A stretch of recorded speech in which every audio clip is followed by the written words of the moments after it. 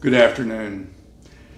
In the meantime, today we're going to tackle the question that was posed to me this week: what should we do about racism? The question was posed in all innocence from a well-meaning, good-hearted white person. Apparently, several white folks in an exclusive club, very old, whose property had once belonged to Indians, were asking that well-meaning question over lunch the day before. Most of them are active in their churches. Some of them have done great work through their churches in helping immigrant families at the border, in feeding poor people, in establishing care centers for people with special needs, and so forth. The question was well-intentioned, even if it was uttered in a sacred space of unexamined white privilege. Full disclosure, I am white. As far as I know, there is not a black or brown or Indian gene in my DNA. I was born that way into a family of which at least one branch earned enormous wealth in the 18th and 19th century slave trade. The family mansion still stands in Baltimore, boarded up in a bad part of town now. Alas, not a dime of that money made its way to my immediate family of origin. So I struggled through a difficult childhood of serious medical issues, partial disability, abuse, and a Leave It to Beaver family on the outside, whose interior workings would be more faithfully rendered in portraits of addiction, mental illness, and desperation. One of the survival skills I learned that works well in physics as well as in social circles is figuring out what are the rules of this system, or how does it work? Racism is one of those systems. It benefits one group at the expense of another. It has been part of human nature since time began. It takes many forms through history and in different cultures. At its core, racism is a system where one group maintains power over another group by a set of rules and assumptions and stories that go unquestioned by the group in power. That's the way it's always been, they say. The status quo for the comfortable group is maintained by deflecting uncomfortable questions about those rules and assumptions and stories. Security, power, wealth, and privilege are readily available to the comfortable group as long as no one pokes around in the closets looking for trouble.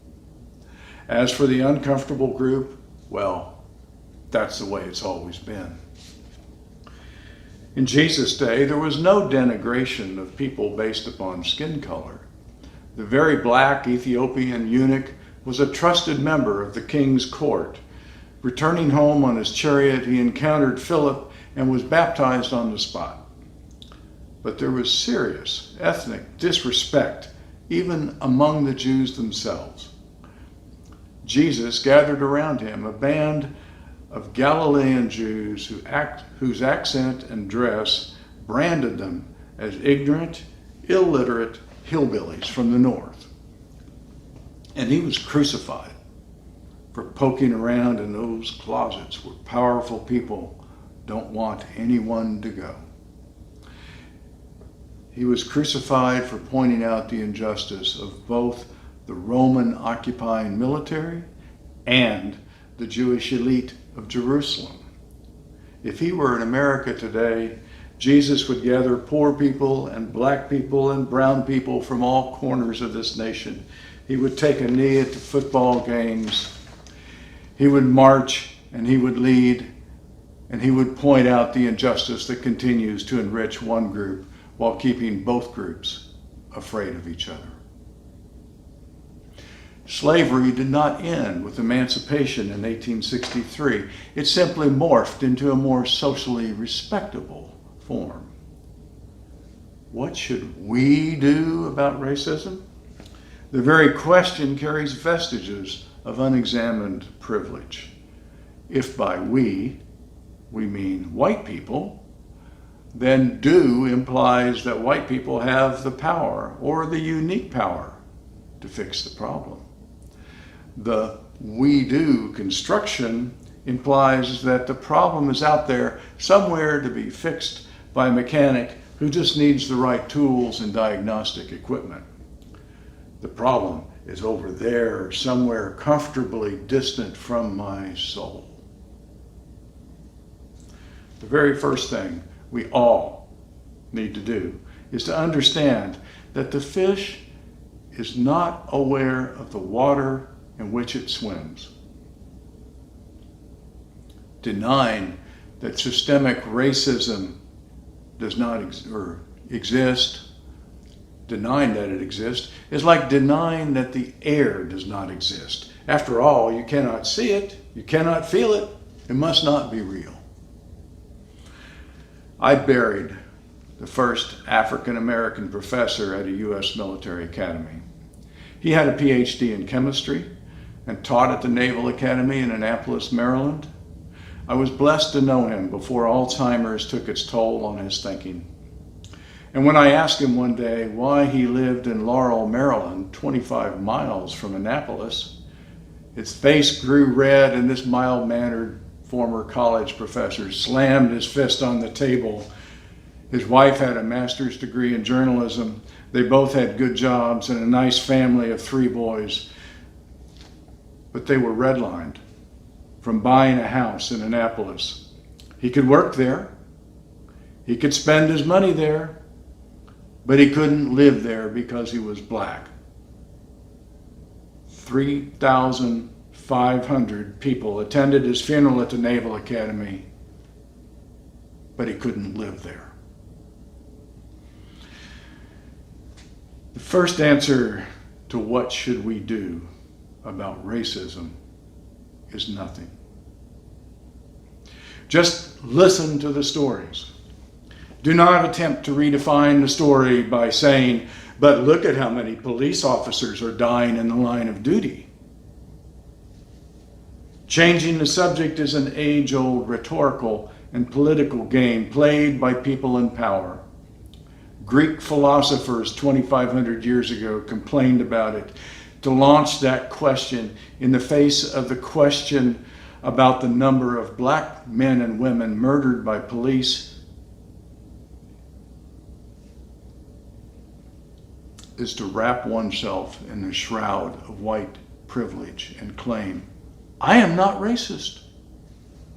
Changing the subject, distorting the facts, undermining the witnesses, blaming the victim are white people's ways of claiming the story, dominating the narrative, and inserting their own comfortable, privileged interpretation. If you want to see a classic version of all these techniques in play, look at Pilate's interrogation of Jesus in the Bible. Some games never change. If you're white, and if you feel you need to do something now, get out there and march peaceably. Above all, do not say anything. Just listen. Just be with people who have been oppressed on this continent for 400 years. Hear their stories. Look them in the eye. Do not judge them. Do not patronize them. Just listen.